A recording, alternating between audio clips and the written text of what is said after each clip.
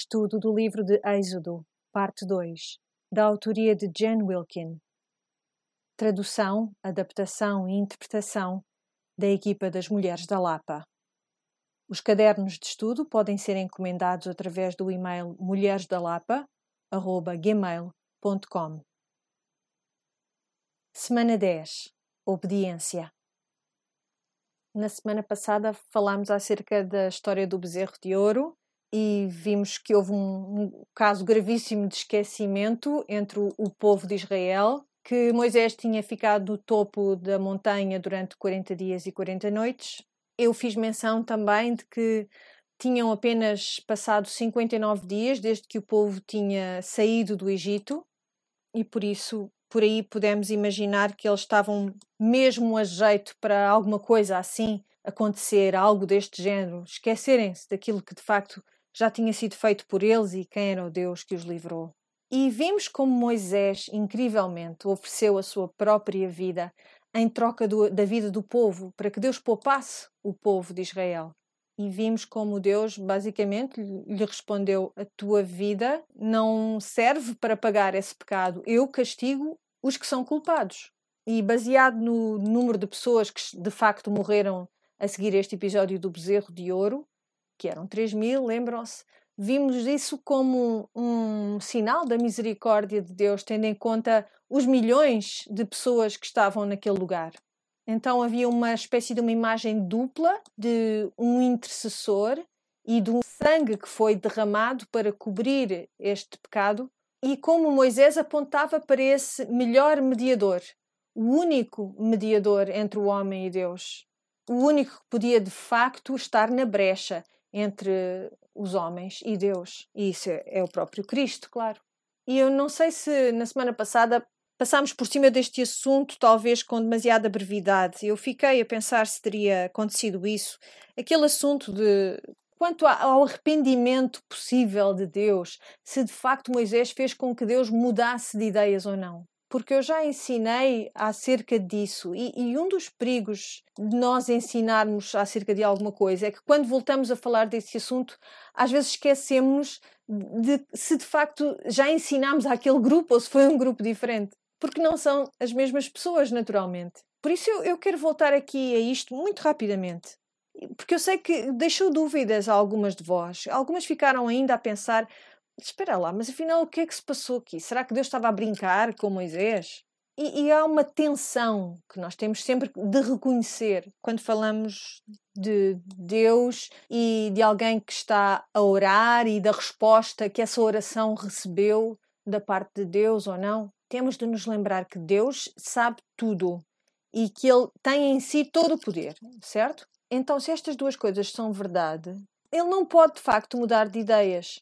Porque tu nunca podes trazer perante Deus uma informação nova para Deus, que o faça rever aquilo que Ele já tinha decidido. E também não podemos forçar Deus a fazer aquilo que queremos que Ele faça. Porque, por exemplo, se tomares como um exemplo disto algo acerca do qual tu tenhas tido de mudar de ideias no passado. Por exemplo, ias comprar uma casa e depois percebeste que afinal não era aquela casa que tu querias e decidiste cancelar o negócio e procurar outra casa.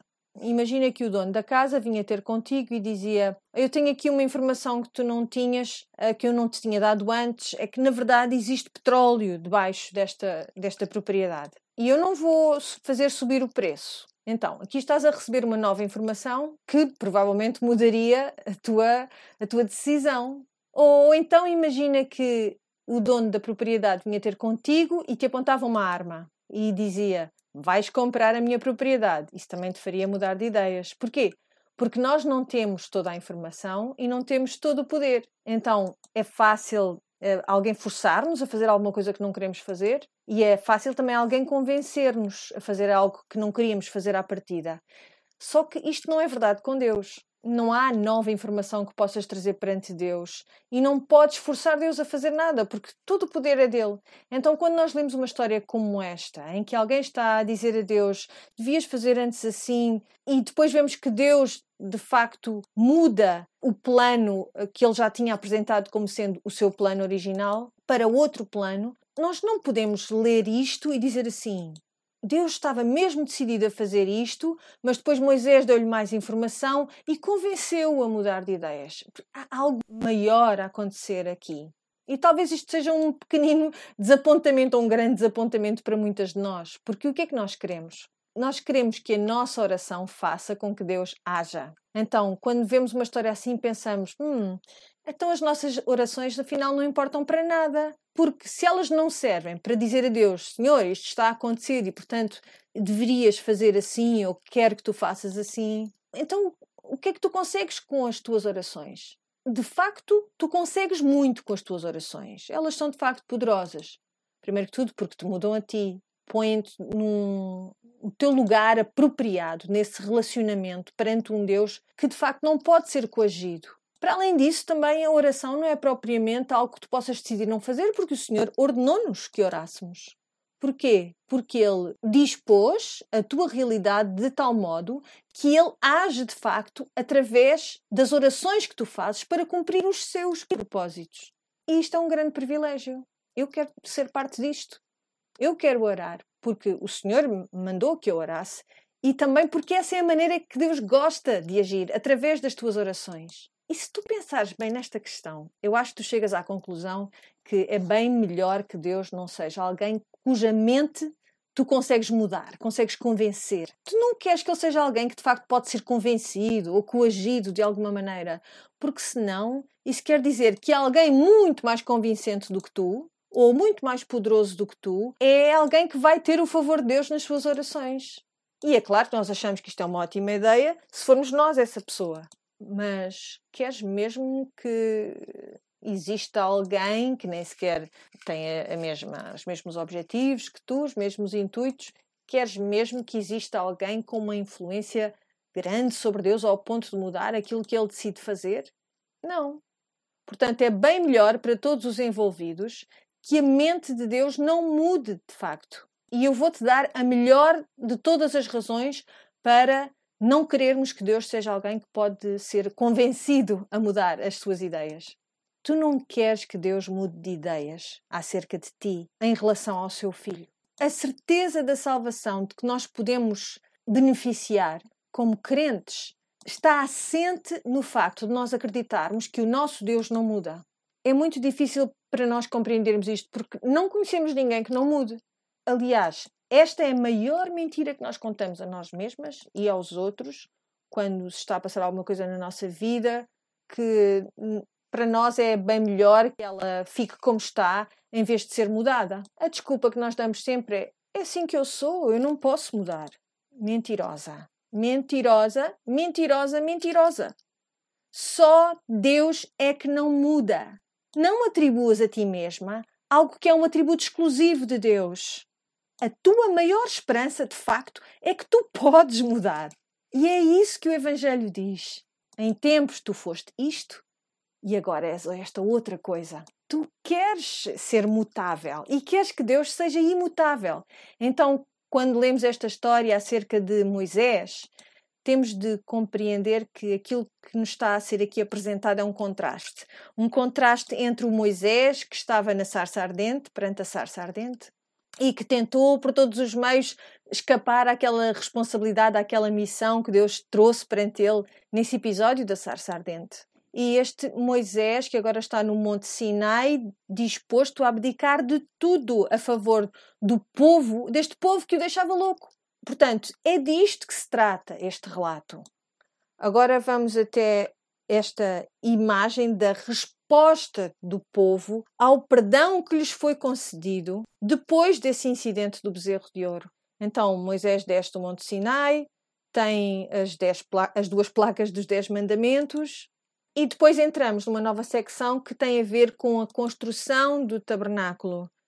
Aliás, a própria execução daquele plano que foi dado, foi entregue a Moisés, enquanto ele estava lá em cima no monte. E demorou cerca de 6 meses a construir este tabernáculo. É aquilo que nós podemos deduzir desta linha temporal, destas deixas que são postas aqui no texto. Podemos inferir que demorou cerca de 6 meses. Talvez não seja surpreendente vermos que no início do capítulo 35 encontramos mais uma vez a ideia do sábado a encimar este relato da construção do tabernáculo. Vamos ao capítulo 35. Deixem-me deixar-vos uma nota. Se vocês só tomam contacto com o texto quando estão a ouvir este podcast, então estão aqui a perder uma excelente oportunidade de compreender melhor o texto. Aquilo que vocês devem fazer, lembrem-se, é ler o texto antes de começarem a responder às perguntas e depois ouvir o podcast. Então, quando eu leio aqui o texto durante este podcast, é suposto vocês já estarem de algum modo familiarizadas com ele, porque já o leram para completarem o estudo desta semana. Então, não façam essa batota, está bem? Esta é uma grande oportunidade de ganhar maior e melhor entendimento do texto. Pronto, já vos dei o responso. Agora continuem a escutar, não fiquem zangadas. Vamos então, versículo 1 do capítulo 35. Então Moisés fez ajuntar toda a congregação dos filhos de Israel e disse-lhes: Estas são as palavras que o Senhor ordenou que se cumprissem. Então, já ouvimos tudo, não é? Ouvimos todas as instruções, mas na verdade o povo está a ouvi-las pela primeira vez. 6 dias se trabalhará, mas o 7º dia vos será santo, o sábado do repouso ao Senhor. Todo aquele que fizer obra nele morrerá. Não acendereis fogo em nenhuma das vossas moradas no dia do sábado. Então ele começa dizendo: vamos começar uma obra muito boa que vai exigir grande energia e recursos. Porque sabem o que é que eles vão fazer durante estes 6 meses? Não vão fazer mais nada senão isto. Isto vai ser a sua ocupação a tempo inteiro. O trabalho mais honroso em que eles se podem envolver neste ponto. Porque, de facto, agora eles vão começar a fazer aquilo que motivou a sua saída do Egito. Eles vão começar a adorar o Senhor através deste trabalho. E naquele monte, como Deus disse, aquilo que eu vos proponho é que pensem que a adoração a Deus não vai começar só quando a glória do Senhor descer sobre aquele tabernáculo construído. Aquilo que eu vos proponho é que a adoração de Deus começa agora, na sua obediência, com alegria e com gratidão ao construírem o tabernáculo para o seu Deus. E aquilo que Moisés começa por lhes lembrar é que todo o bom trabalho só se completa, de facto, quando respeitamos esta forma elevada de adoração a Deus, que é descansarmos no tempo certo. Então, esta é uma boa mensagem para nós também, porque todas nós, de algum modo, todas estamos envolvidas neste trabalho elevado e bom de trazer o reino dos céus aqui à terra. Algumas fazem como no seu papel de mãe, outras no seu trabalho, outras como as filhas que são, como a esposa que são, outras como voluntárias. Todas nós estamos de algum modo envolvidas com a nossa energia, com os nossos dons, neste trazer do reino dos céus até à terra. Mas às vezes deixamos-nos consumir de tal modo por estas boas obras que esquecemos que a boa obra em adoração é o descanso. A tua boa obra só vai ser verdadeiramente boa quando tu honrares esta ideia de que Deus é aquele que te capacita para fazer tudo aquilo que tu fazes. E é isso que o sábado nos diz vez após vez. Quando tu cessas de trabalhar e quando tu descansas. Repara o que acontece neste sábado. Em todos os sábados. O mundo continua a girar. Não para. Lembra-te disto. Algumas de vocês não descansam, não têm o descanso de que precisam porque estão a fazer coisas parvas. Estão a ocupar o vosso tempo de maneiras tolas. Por isso, tomem nota disso também. E eu, atenção, eu estou a dizer isto, eu reconheço, eu próprio ocupo o meu tempo com coisas tolas. Mas mesmo quando fazemos coisas boas, uma boa obra, é muito fácil para nós perdermos de vista esta necessidade do descanso cíclico. Não deixes que este descanso seja roubado por frivolidades, mas também não deixes que o descanso seja roubado até por coisas honradas. O descanso é um dom bom e perfeito do Senhor, é uma dádiva para ti. E tu precisas de recebê-la e de sentares à sombra de tudo aquilo que esse sábado te ensina. Então começamos com o sábado e depois passamos no versículo 4 às atribuições e às contribuições de cada um. No versículo 4, falou mais Moisés a toda a congregação dos filhos de Israel, dizendo: Esta é a palavra que o Senhor ordenou, dizendo: Tomai do que vós tendes uma oferta para o Senhor.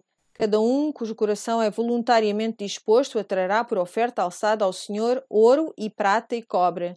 como também azul e púrpura e carmesim, e linho fino e pelos de cabras, e peles de carneiros, tintas de vermelho e peles de texugos, madeira de cetim e azeite para a luminária e especiarias para o azeite da unção e para o incenso aromático, e pedras sardónicas e pedras de engaste para o éfode e para o peitoral. E todos os sábios de coração entre vós virão e farão tudo o que o Senhor tem mandado. E depois temos toda uma lista de todas as coisas que fazem parte do tabernáculo. Então aqui percebemos que Moisés está a dar ao povo as mesmas instruções que nós já ouvimos antes, quando Deus lhes deu no topo do monte. E temos então esta lista de tudo aquilo que vai ser criado por estes artífices habilidosos, competentes, com aquilo que é dado pelo povo. Quando chegamos ao versículo 20, vemos o que acontece com a oferta voluntária. Diz no versículo 20: Então toda a congregação dos filhos de Israel saiu de diante de Moisés, e veio todo o homem a quem o seu coração moveu, e todo aquele cujo espírito voluntariamente o excitou, e trouxeram oferta alçada ao Senhor, para a obra da tenda da congregação, e para todo o seu serviço, e para os vestidos santos.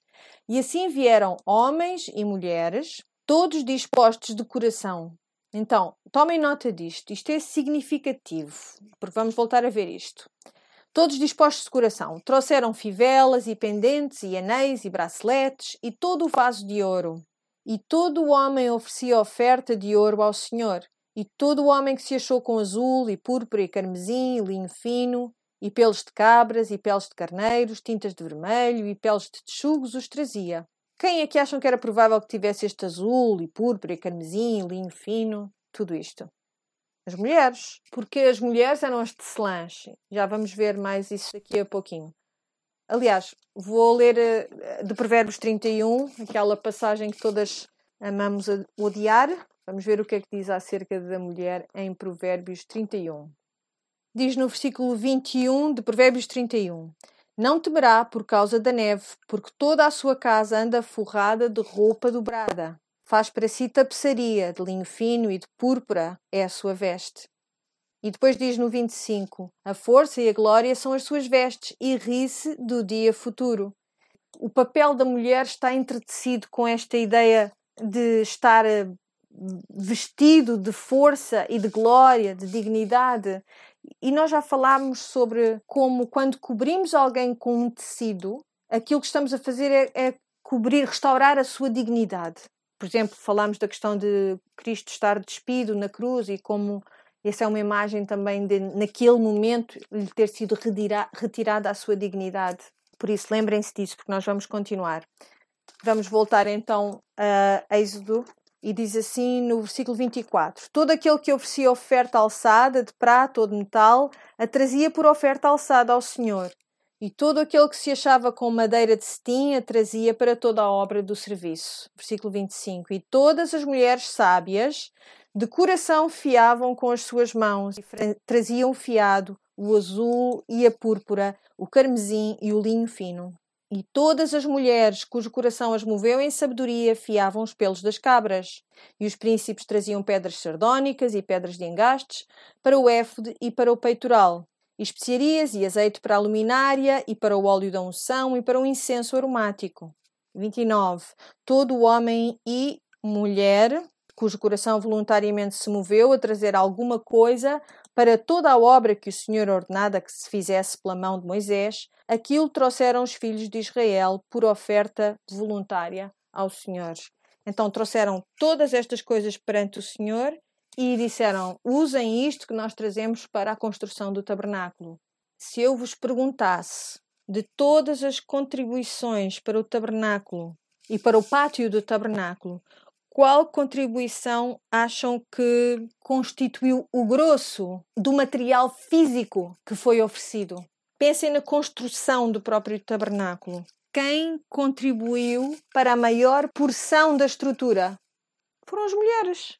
Imaginem isto.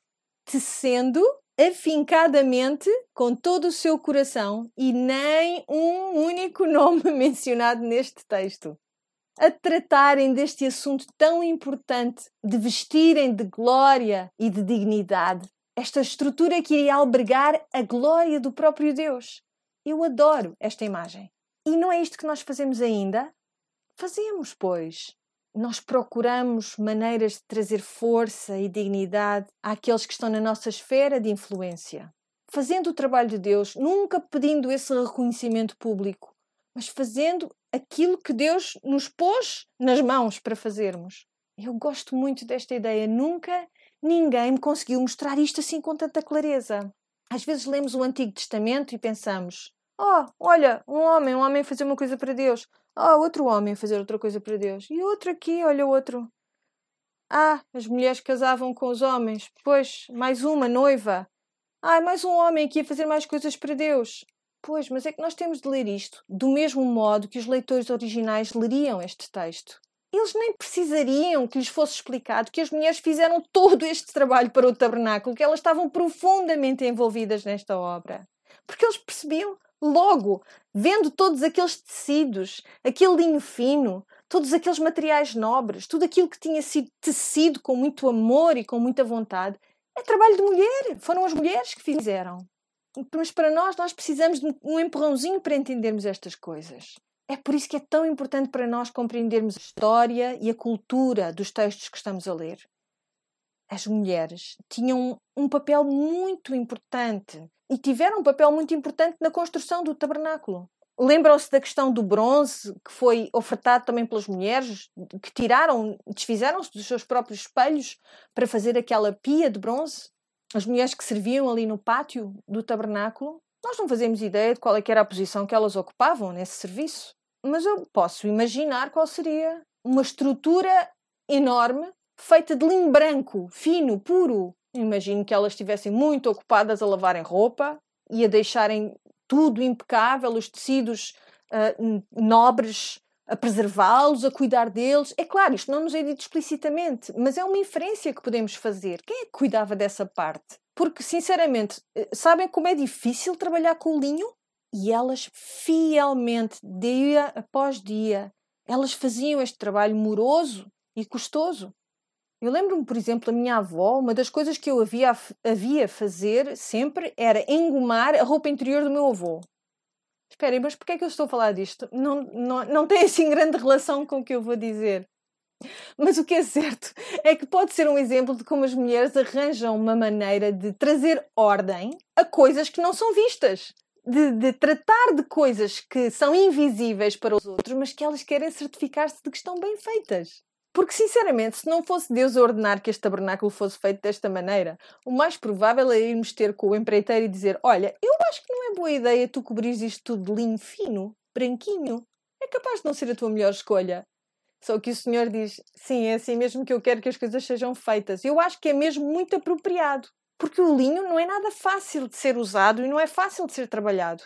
E, portanto, aqui já estamos a descortinar um pouco a imagem que este tabernáculo também deve pintar para nós. Eu acho que faz muito sentido. Então, vamos continuar. Então, eles trazem isto tudo e no versículo 30 diz: depois disse Moisés aos filhos de Israel: eis que o Senhor tem chamado por nome a Bezaliel, o filho de Uri, filho de Ur, da tribo de Judá. Isto não é novidade para nós, não é? Nós já tínhamos visto este nome como referência. Mas o 34 tem mais uma informação. Vemos que Bezaliel, a ele foi atribuída esta tarefa de ensinar os outros. A ele e este outro Aholiabe, o filho de Aizamac, da tribo de Dan. Então são tipo como se fossem os supervisores da obra. Eles sabem fazer as coisas e vão certificar-se de que tudo seja feito como deve ser.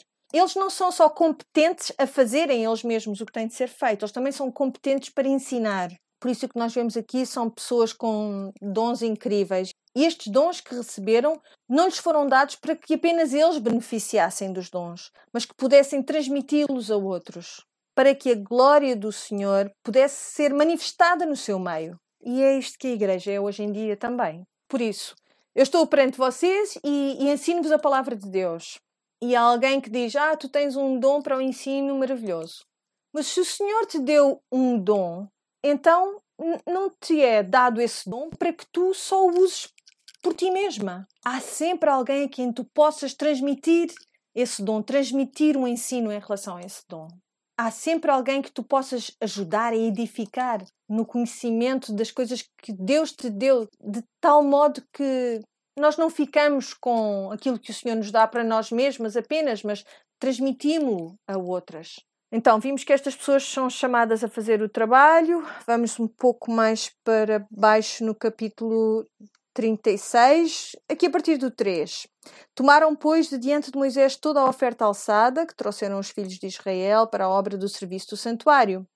Eles continuavam a trazer-lhe mais coisas todas as manhãs. E ainda eles lhes traziam cada manhã oferta voluntária. E vieram todos os sábios que faziam toda a obra do santuário, cada um da obra que eles faziam. E então chega um ponto em que eles têm de parar aquilo que estão a fazer. Porque já há tanta coisa que foi oferecida ao santuário. Imaginem que num desses eventos da igreja as pessoas traziam tanta coisa que nem nos conseguíamos mexer. E é isso que está a acontecer aqui. Tiveram de parar o que estavam a fazer no versículo 5. E disseram a Moisés: o povo traz muito mais do que basta para o serviço da obra que o Senhor ordenou se fizesse.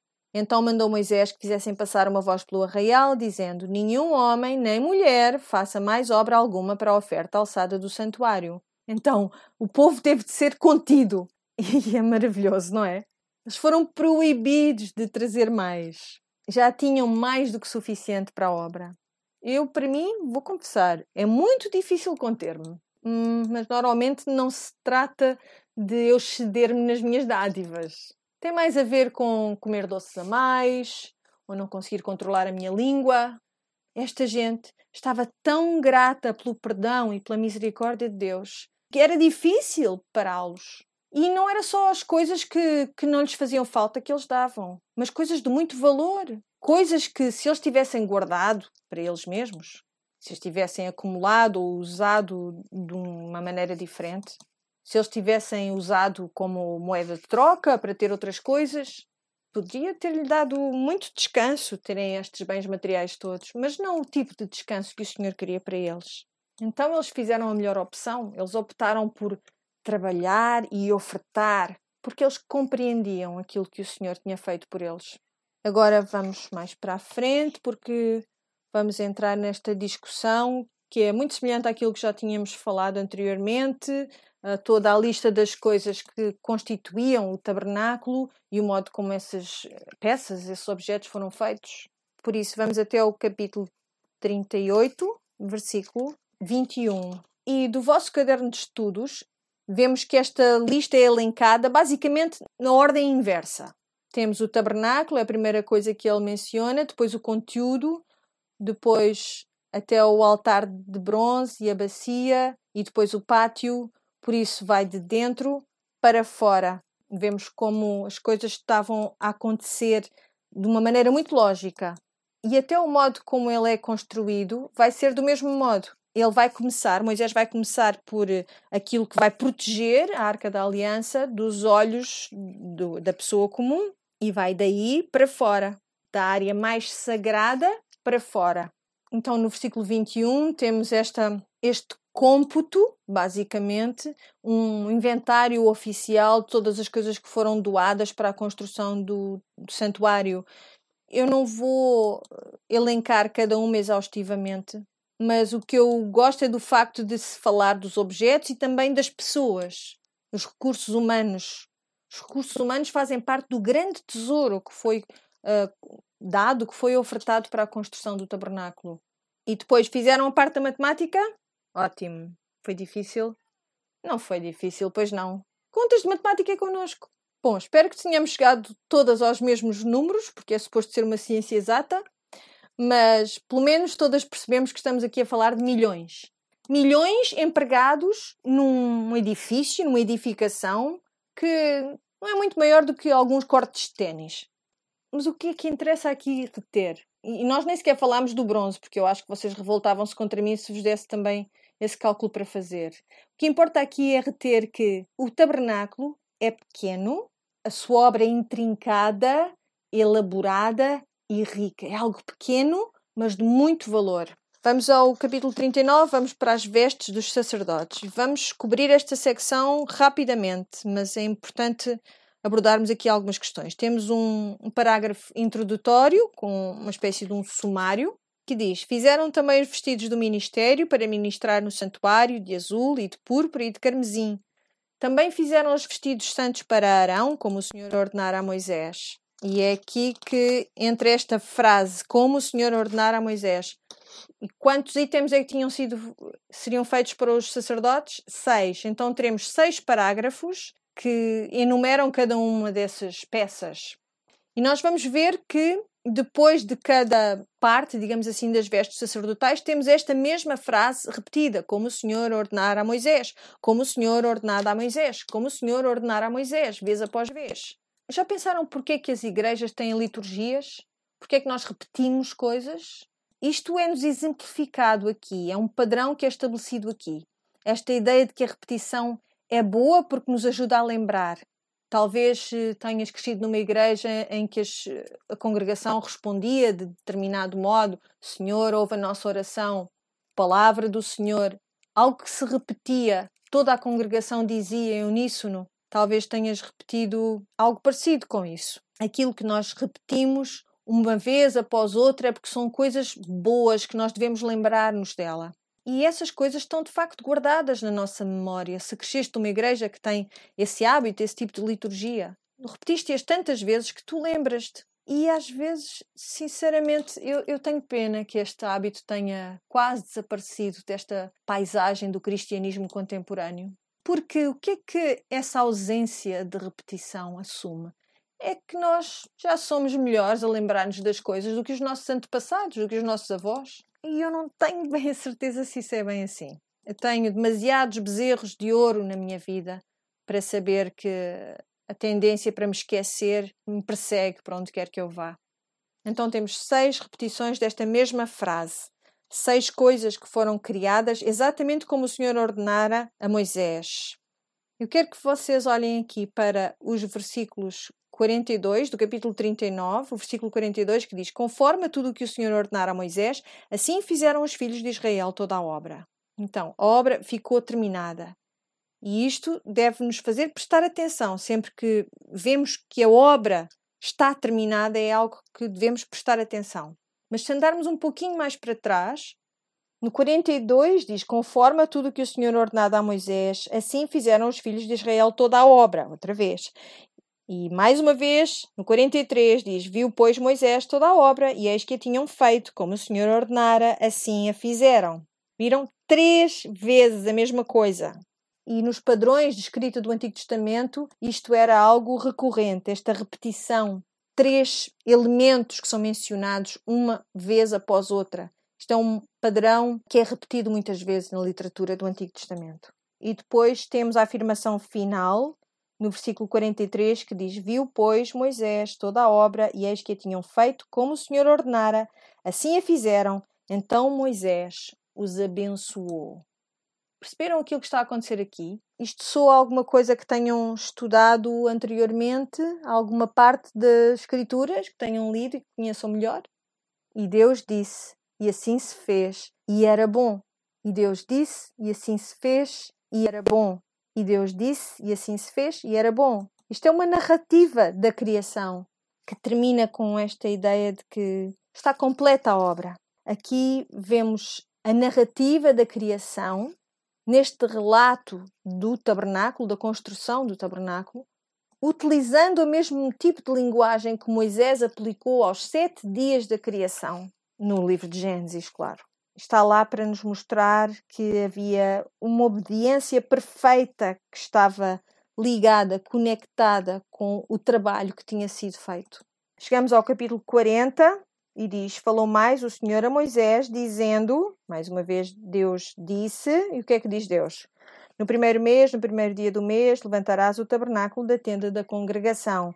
E depois diz: e porás nele a arca do testemunho e cobrirás a arca com o véu. Depois meterás nele a mesa e por aí afora, até chegarmos ao versículo 16, vemos uma resposta perfeita de Moisés. E fê-lo Moisés, conforme a tudo o que o Senhor lhe ordenou, assim o fez. E depois recomeça com a mesma ordem, a partir do 17, até à última frase no final desta secção, aqui no versículo 33, que diz: assim Moisés acabou a obra. Que assim se faça, e assim se fez, e está terminado. Nós vamos voltar a esta ideia para a semana. Por enquanto, eu quero que pensem naquilo que significa o facto deste tabernáculo ter sido terminado. O tabernáculo já não está entre nós, pois não, já não existe. O que é que veio a seguir ao tabernáculo?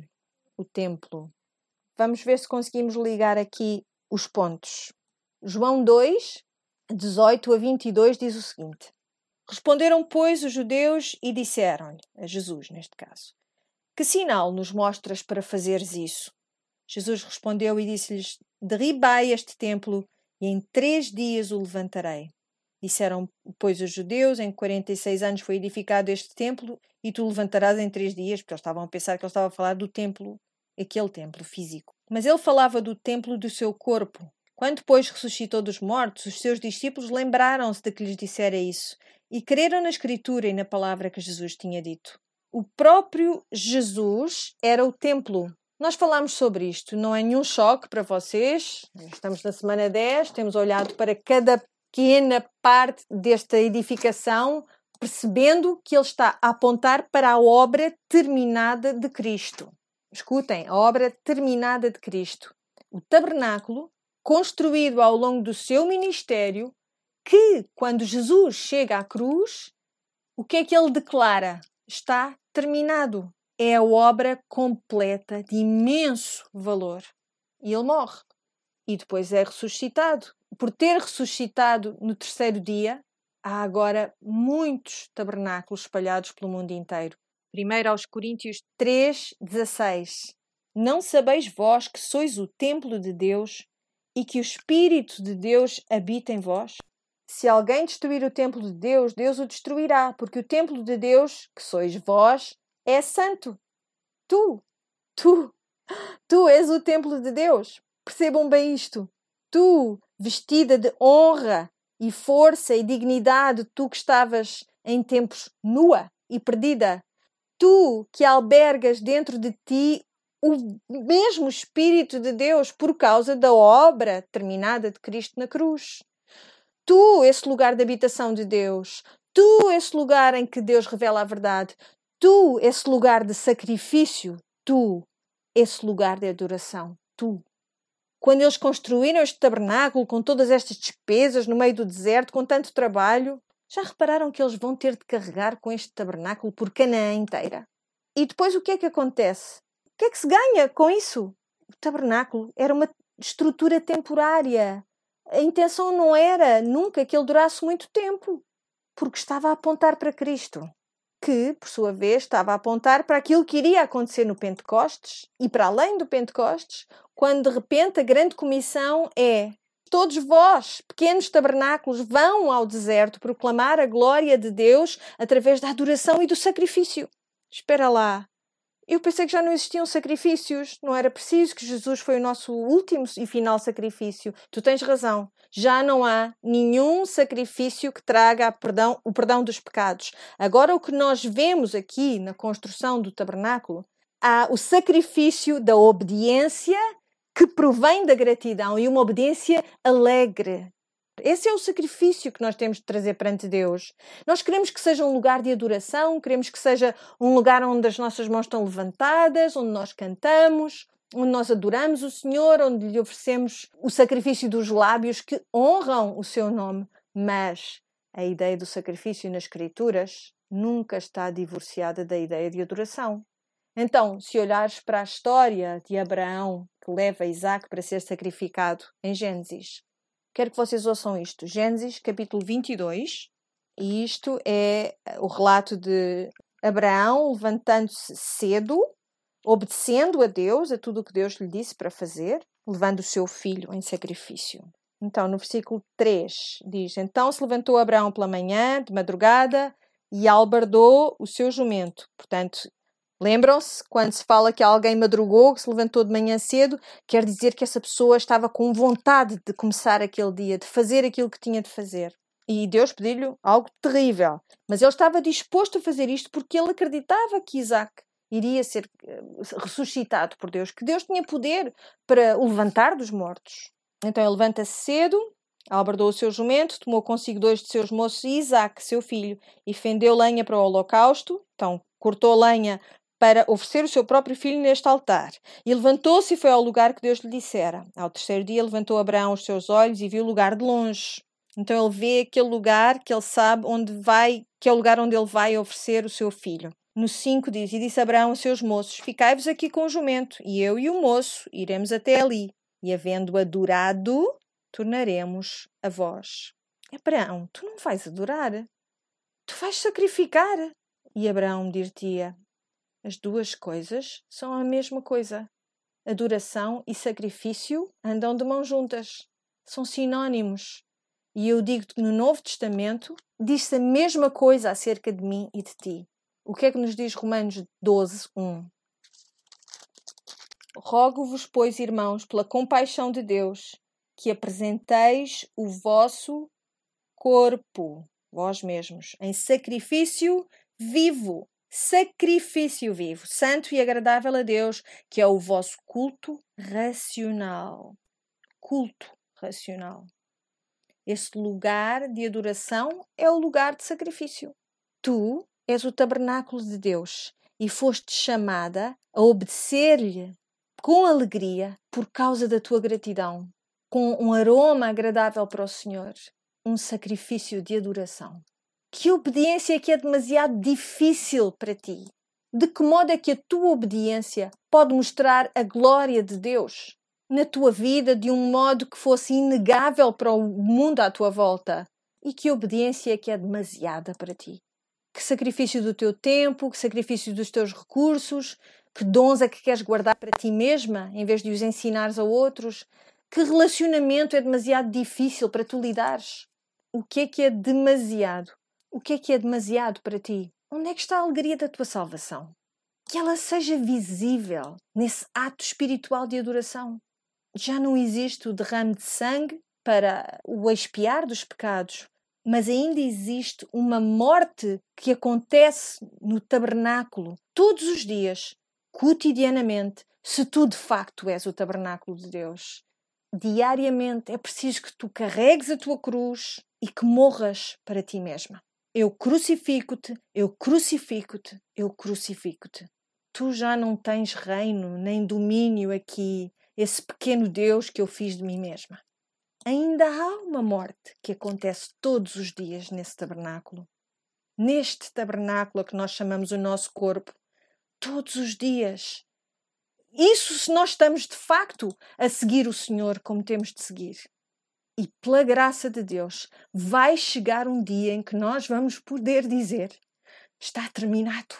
O trabalho, a obra que tu me deste para fazer está terminada.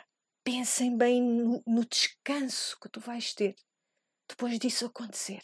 Venham a mim, todos os que estáis cansados e oprimidos, e eu dar-vos-ei o descanso da vossa alma. Tu és o tabernáculo. E se vivermos o suficiente, esta tenda, que é o nosso corpo, vai perder a sua capacidade de fazer muitas coisas. Já há muitas coisas que eu não consigo fazer como fazia de antes. E algumas são coisas parvas. Os meus olhos já não veem tão bem como viam. Se eu me sentar durante 30 minutos e me levantar a seguir, dói-me tudo. É ridículo isto. E isto vai continuar. E já ouvi muita gente que chegou a idades provectas dizerem que envelhecer é como nos tornarmos prisioneiras dentro do nosso próprio corpo. Porque muitas vezes o cérebro ainda está ativo, mas nós não conseguimos que o corpo faça aquelas coisas que nós queremos que ele faça. Já não conseguimos isso. E eu acho que há uma maneira de nós olharmos para isto e vermos, talvez, como algo terrível que acontece às pessoas quando elas envelhecem, mas também podemos olhar para isto e pensar: e se o meu corpo chegar ao ponto em que finalmente consiga fazer aquilo para que ele foi feito? Glorificar a Deus. E se eu viver o suficiente, eu vou estar num corpo que não vai conseguir fazer nada, mas que vai conseguir oferecer glória ao meu Pai, que já não vai ter força para perseguir coisas menores. Eu prefiro focar-me nisso. O Senhor dá instruções muito específicas em relação à construção do seu tabernáculo. Tem medidas específicas, tem requerimentos específicos. Foi feito perfeitamente. Como mulheres, nós temos de pensar nisto. Conseguem imaginar Bezaliel ou Aholiabe irem ter com Moisés e dizerem: eu vejo aqui que disseste que Deus disse para construir isto assim com uns tantos côvados aqui, outros tantos ali, mas eu acho que seria melhor se esta parte aqui fosse um bocadinho mais comprida, esta tivesse outra cor. Tu não pertences a ti mesma, foste comprada por um preço e deves glorificar a Deus com o teu corpo. Não sabes que o teu corpo é o templo do Espírito Santo? Por isso, sim, por favor, faz a manutenção do teu templo como deves. Mas ser muito consciente do momento, daquele momento em que essas obras de manutenção se tornam uma idolatria. Quando nós começamos a acrescentar coisas ao desenho perfeito que Deus fez daquele tabernáculo, quando nós tornamos o tabernáculo no próprio objeto de adoração, em vez de adorarmos àquele que o desenhou, que o concebeu. A nossa presença física, de facto, é algo que importa para as pessoas que estão à nossa volta. E eu acho que essa pode ser a imagem do que é ser tabernáculo entre aqueles que estão perdidos. E enquanto eu estiver neste corpo, eu sei que posso influenciar outras pessoas, mas de um modo que te aponte na direção de Deus. Por isso, por favor, minhas senhoras, escutem-me. Eu compreendo que a passagem do tempo e as circunstâncias da vida podem mudar por completo o nosso corpo. Mas tu és um tabernáculo do Espírito Santo. E que nós consigamos ecoar sempre as palavras do Salmo 84:1. Quão amáveis são os teus tabernáculos, Senhor dos Exércitos. Que cada ruga, que cada estria, que cada coisa que deixa de funcionar no teu corpo te aponte cada vez mais para a glória de Deus e a tua esperança futura. Vamos ser uma daquelas pessoas que são tão belas que as pessoas nem se lembram de qual é o seu aspecto físico. Porque o Senhor dos Exércitos habita nelas. Tu és o tabernáculo. Vamos orar.